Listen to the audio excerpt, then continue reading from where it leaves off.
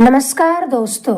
हल्कू ने आकर अपनी पत्नी से कहा, सहना आया है, लाओ जो रुपए रखे हैं उसे दे दूं, किसी तरह गला तो छूटे। उसकी पत्नी मुन्नी झाड़ू लगा रही थी, पीछे फिरकर बोली, 3 ही तो रुपए हैं, दे दोगे तो कम्बल कहाँ से आवेगा, माघ पूस की रात कैसे कटेगी, उससे कह दो फसल पर दे देंगे, अभी नहीं है। हल्कू एक क्षण अनिश्चित दशा में खड़ा रहा। पूस सिर पर आ गया। कंबल के बिना खेत में रात को वह किसी तरह नहीं जा सकता, मगर सहना मानेगा नहीं, घुड़कियां जमावेगा, गालियां देगा, बला से जाड़ों में मरेंगे, बला तो सिर से टल जाएगी। यह सोचता हुआ वह अपनी पत्नी के समीप आ गया और खुशामद करके बोला, ला दे दे, गला तो छूटे, कंबल के लिए कोई दूसरा उपाय सोचूंगा। उसकी घरवाली मुन्नी उसके पास से दूर हट गई और आंखें तरेरती हुई कहने लगी,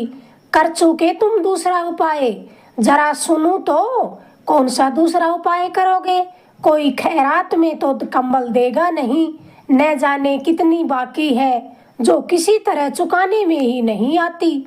मैं कहती हूँ तुम क्यों नहीं खेती छोड़ देते, मर मर कर काम करो, उपज हो तो बाकी दे दो, बाकी चुकाने के लिए ही तो हमारा जन्म हुआ है, पेट के लिए मजूरी करो, ऐसी खेती से बाज आए, मैं रुपए न दूंगी, बिल्कुल भी न दूंगी। हल्कू उदास होकर कहने लगा, तो क्या गाली खाऊं? मुन्नी ने तड़फ कर कहा, गाली क्यों देगा, क्या उसका राज है? मगर यह कहने के साथ ही उसकी तनी हुई भौएं ढीली पड़ गई। हल्कू के उस वाक्य में जो कठोर सत्य था, वह मानो एक भीषण जंतु की भांति उसे घूर रहा था। उसने जाकर आले पर से रुपए निकाले और लाकर हल्कू के हाथ में रख दिए। फिर बोली, तुम छोड़ दो अब के से खेती, मजूरी में सुख से एक रोटी तो खाने को मिलेगी, किसी की धौंस तो न रहेगी। कैसी खेती है, मजूरी करके लाओ, वह भी उसमें झोंक दो और ऊपर से किसी की धौंस। हल्कू ने रुपए लिए और इस तरह बाहर चला गया मानो अपना हृदय निकाल कर देने जा रहा हो। उसने मजूरी से एक एक पैसा काट कपट कर 3 रुपए कंबल के लिए जमा किए थे, वह आज निकले जा रहे हैं। एक एक पग के साथ उसका मस्तक अपनी दीनता के भार से दबा जा रहा था। पूस की अंधेरी रात, आकाश पर तारे भी ठिठुरते हुए मालूम हो रहे थे। हल्कू अपने खेत के किनारे ऊख के पत्तों की एक छतरी के नीचे बांस के खटोले पर अपनी पुरानी गाढ़े की चादर ओढ़े पड़ा कांप रहा था। खाट के नीचे उसका संगी कुत्ता जबरा पेट में मुंह डाले सर्दी से कू कू कर रहा था। 2 में से एक को भी नींद नहीं आ रही थी। हल्कू ने घुटनियों को गर्दन में चिपकाते हुए कहा, क्यों जबरा, जाड़ा लगता है? कहा तो था कि घर में पुआल पर लेटा रहे, यहाँ क्या लेने आया है? अब खाओ ठंड। मैं क्या करूं? जानते थे कि मैं यहाँ हलवा पूरी खाने आया हूँ। दौड़े दौड़े आगे आगे चले आए। अब रो अपनी नानी के नाम को। जबरा ने पड़े पड़े पूंछ हिलाई और अपनी कुकू को दीर्घ बनाता हुआ एक बार जम्हाई लेकर चुप हो गया। उसकी श्वास बुद्धि ने शायद ताड़ लिया था कि स्वामी को मेरे कुकू से नींद नहीं आ रही है। हल्कू ने हाथ निकाल कर जबरा की ठंडी पीठ सहलाते हुए कहा, कल से मत आना मेरे साथ, नहीं तो ठंडे हो जाओगे। यह रांड पछुआ न जाने कहां से बर्फ लिए आ रही है। उठूं और फिर एक चिलम भरूं, किसी तरह रात तो कटे। 8 चिलम तो पी चुका। यह खेती का मजा है और इस संसार में एक एक भगवान ऐसे पड़े हैं जिनके पास जाड़ा जाए तो गर्मी से घबरा कर भागे। मोटे मोटे गद्दे, लिहाफ, कंबल, मजाल है जो जाड़ा उनमें से गुजर जाए। तकदीर की खूबी, मजूरी हम करे, मजा दूसरे लूटे। हल्कू उठा और एक गड्ढे में से जरा सी आग निकालकर चिलम भरने लगा। जबरा भी उठ बैठा। हल्कू ने चिलम पीते हुए कहा, पिएगा चिलम? जाड़ा तो क्या जाता है, पर जरा मन बदल जाता है। जबरा ने उसके मुंह की ओर प्रेम से छलकती हुई आंखों से देखा। हल्कू ने कहा, आज और जाड़ा खा ले, कल से मैं यहाँ पुआल बिछा दूंगा, उसी में घुसकर बैठ जाना, तब जाड़ा न लगेगा। जबरा ने अपने पंजे उसके घुटनियों पर रख दिए और उसके मुंह के पास अपना मुंह ले गया। हल्कू को उसकी गर्म सांस लगी। चिलम पीकर हल्कू फिर लेटा और निश्चय करके लेटा कि चाहे कुछ हो जाए, अब की बार जरूर सो जाऊंगा। पर एक ही क्षण में उसके हृदय में कंपन होने लगा। कभी इस करवट लेटता तो कभी उस करवट लेटता, पर जाडा की उसकी छाती को दबाए हुए था। जब किसी तरह न रहा गया तो उसने जबरा को धीरे से उठाया, उसके सिर को थपथपाकर उसे अपनी गोदी में सुला लिया।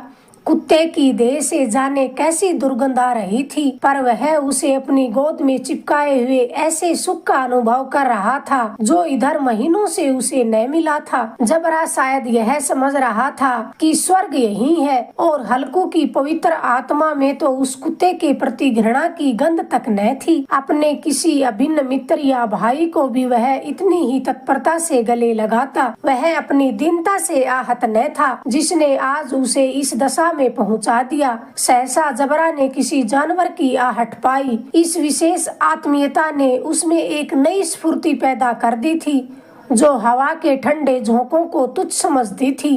वह झपटकर उठा और छपरी से बाहर आकर भौंकने लगा। हल्कू ने उसे कई बार चुमकार कर बुलाया, पर वह उसके पास न आया। खेत के चारों तरफ दौड़ दौड़ कर भौंकता रहा। एक क्षण के लिए आ भी जाता तो तुरंत फिर दौड़ पड़ता। कर्तव्य उसके हृदय में अरमान की भांति उछल रहा था। 1 घंटा गुजर गया। रात ने शीत को हवा से धधकाना शुरू किया। हल्कू उठ बैठा और दोनों घुटनों को छाती से मिलाकर सिर को उसमें छिपा लिया। फिर भी ठंड कम न हुई। ऐसा जान पड़ता था सारा रक्त जम गया है, धमनियों में रक्त की जगह बर्फ बह रही है। उसने झुककर आकाश की ओर देखा। अभी कितनी रात बाकी है। सप्तऋषि अभी आकाश के आधे भी नहीं चढ़े। ऊपर आ जाएंगे तब कहीं सवेरा होगा। अभी पहर से ऊपर रात बाकी है। हल्कू के खेत से कोई 1 गोली टप्पे पर आमों का एक बाग था। पतझड़ शुरू हो गई थी। बाग में पत्तियों का ढेर लगा हुआ था। हल्कू ने सोचा चलकर पत्तियां बटोरूं और उन्हें जलाकर खूब तापूं। रात को कोई मुझे पत्तियां बटोरते देखे तो समझेगा कि कोई भूत है। कौन जाने कोई जानवर छिपा बैठा हो। मगर अब तो बैठे भी नहीं रहा जाता। जो होगा सो देखा जाएगा। इतना सोचकर हल्कू ने पास के अरहर के खेत में जाकर कई पौधे उखाड़ लिए और उनकी एक झाड़ू बनाकर हाथ में सुलगता हुआ उपला लिए बगीचे की तरफ चल पड़ा। जबरा ने उसे आते देखा तो पास आया और दुम हिलाने लगा। हल्कू ने कहा, अब तो रहा ही नहीं जाता जबरू, चलो बगीचे में पत्तियां बटोर कर तापेंगे, ठाठे हो जाएंगे, तभी आकर सो पाएंगे। अभी तो बहुत रात है। जबरा ने कूकू करके सहमति प्रकट कर दी और उसके आगे आगे बगीचे की ओर चलने लगा। बगीचे में खूब अंधेरा छाया हुआ था और वृक्षों से ओस की बूंदें टप टप नीचे टपक रही थी। एकाएक एक झोंका मेहंदी के फूलों की खुशबू लिए हुए आया। जबरा को कहीं जमीन पर एक हड्डी पड़ी मिल गई थी। वह उसे चिचोड़ रहा था। हल्कू ने आग जमीन पर रख दी और पत्तियां बटोरने लगा। जरा देर में पत्तियों का ढेर लग गया। हाथ ठिठुर रहे थे, नंगे पांव गले जा रहे थे और वह पत्तियों का पहाड़ खड़ा कर रहा था। इसी अलाव में वह ठंड को जलाकर भस्म कर देगा। थोड़ी देर में अलाव जल उठा। उसकी लो ऊपर वाले वृक्षों की पत्तियों को छू छू कर भागने लगी। हल्कू अलाव के सामने बैठा आग तापने लगा। एक क्षण में उसने दोहर उतार कर बगल में दबा ली। दोनों पांव फैला दिए मानो ठंड को ललकार रहा हो। तेरे जी में जो आए सो कर, उसने जबरा से कहा। क्यों जब्बर, अब ठंड नहीं लग रही है? जब्बर ने कूकू करके मानो कहा, अब क्या ठंड लगती ही रहेगी, पहले से यह उपाय न सूझा, नहीं तो इतनी ठंड क्यों खाते। जब्बर ने भी पूंछ हिलाई। कुछ समय बाद पत्तियां जल चुकी थी। राख के नीचे कुछ कुछ आग बाकी थी जो हवा का झोंका आ जाने पर जरा जाग उठती थी, पर एक क्षण में फिर आंखें बंद कर लेती थी। हल्कू ने फिर चादर ओढ़ ली और गर्म राख के पास बैठा हुआ एक गीत गुनगुनाने लगा। उसके बदन में गर्मी सी आ गई थी, पर जो जो शीत बढ़ रही थी उसे आलस दबा रहा था। जबरा जोर से भौंककर खेत की ओर भाग गया। हल्कू को ऐसा मालूम हुआ कि जानवरों का एक झुंड खेत में आ गया है। शायद नील गायों का झुंड था। उनके कूदने दौड़ने की आवाजें साफ कानों में आ रही थी। फिर ऐसा मालूम हुआ कि खेत में चर रही हैं। उनके चबाने की आवाज चरचर भी सुनाई देने लगी। उसने दिल ही दिल में कहा, नहीं, जबरा के होते कोई जानवर खेत में नहीं आ सकता, नोच न डालेगा उनको। शायद मुझे भ्रम हो रहा है, कहाँ अब तो कुछ नहीं सुनाई देता। मुझे ये कैसा धोखा हुआ। उसने जोर से आवाज लगाई, जबरा जबरा। जबरा भौंकता रहा मगर उसके पास न आया। उसे फिर खेत के चरे जाने की आहट मिली। अब की बार वह अपने आप को धोखा न दे सका। उसे अपनी जगह से हिलना जहर लग रहा था। कैसा ददाया हुआ था। इस जाड़े पाले में खेत में जाना, जानवरों के पीछे दौड़ना ऐसे जान पड़ा। वह अपनी जगह से बिल्कुल न हिला। उसने जोर से आवाज लगाई, लीहो लीहो। जबरा फिर भौंक उठा। जानवर खेत चर रहे थे। फसल तैयार है। कैसी अच्छी खेती थी, पर ये दुष्ट जानवर उसका सर्वनाश किए डालते हैं। हल्कू पक्का इरादा करके उठा और 2-3 कदम ही चला, पर हवा का ऐसा ठंडा चुभने वाला बिच्छू के डंक का सा झोंका लगा कि अलाव के पास आकर बैठ गया और राख को कुदेर कर अपनी ठंडी देह को गरमाने लगा। जबरा अपना गला फाड़ता रहा था। जबरा उधर भौंक भौंक कर अपना गला फाड़ रहा था। नील गाय खेत का सफाया कर रही थी और हल्कू गरम राख के पास शांत बैठा हुआ था। अकर्मण्यता ने रस्सियों की भांति उसे चारों तरफ से जकड़ लिया था। फिर उसी राख के पास गरम जमीन पर वह चादर ओढ़ कर सो गया। सवेरे जब उसकी नींद खुली तब चारों तरफ धूप फैली हुई थी और उसकी घरवाली मुन्नी कह रही थी, क्या आज सोते ही रहोगे?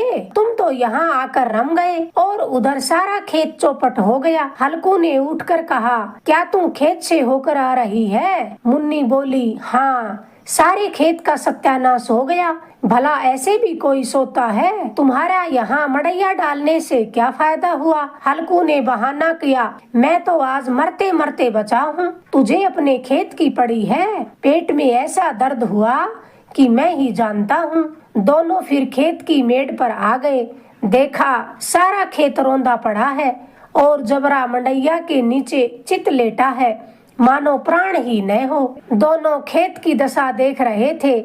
मुन्नी के मुख पर उदासी छाई थी मगर हल्कू प्रसन्न था। मुन्नी ने चिंतित होकर कहा, अब मजूरी करके माल गुजारी भरनी पड़ेगी। हल्कू ने प्रसन्न मुख से कहा, मजूरी तो मैं खूब राजी होकर कर लूंगा, पर अच्छी बात ये है कि रात को अब ठंड में यहाँ सोना तो न पड़ेगा। अगर आपको ये कहानी पसंद आई प्लीज चैनल को लाइक करें, शेयर करें, सब्सक्राइब करें। धन्यवाद दोस्तों।